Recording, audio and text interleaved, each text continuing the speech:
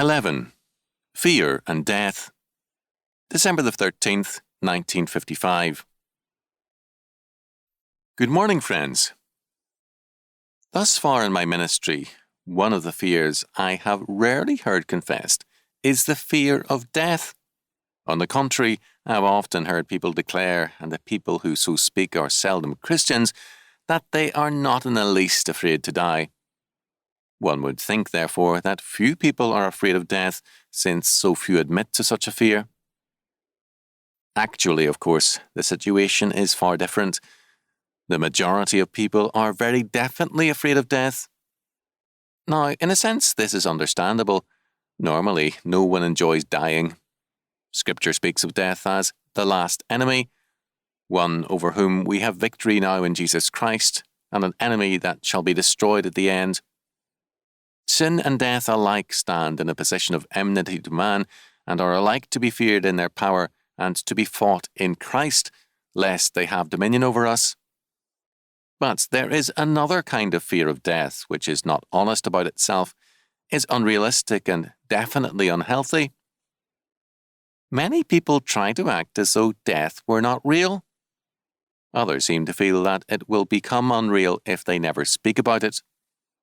A good many people try to run away from it with frenzied activity, which only brings them that much closer to death. What is the meaning of this sickly fear of death, and of what condition is it a symptom? One of the interesting and revealing facts about people who are afraid of death is that usually these same people are afraid of life. That person who evades the full meaning and purpose of life as God has destined it, and is afraid to meet the responsibilities of life, is also usually afraid to meet the responsibilities of death. To be victorious in death, we must first of all be victorious in life. As a pastor, I have been often with the dying, and the impressive thing to me is how beautiful and even joyful can be the death of those who die in the Lord. Their last days reveal a victory that leaves a blessed peace with those who stand by. And in every instance behind those hours stands a consistently victorious life.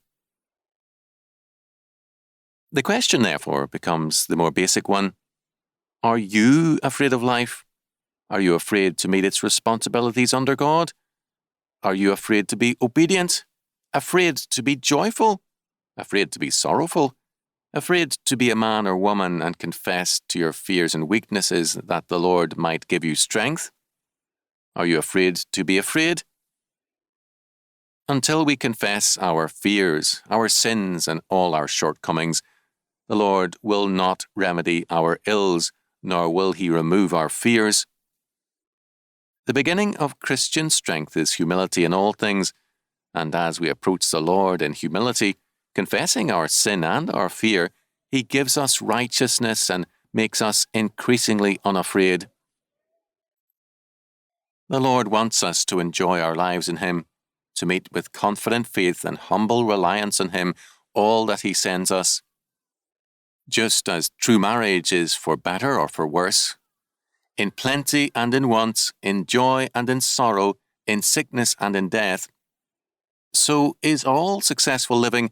It receives life in all its fullness from the hand of God, confident that His bond of love with us in Jesus Christ is our sure and certain ground of victory.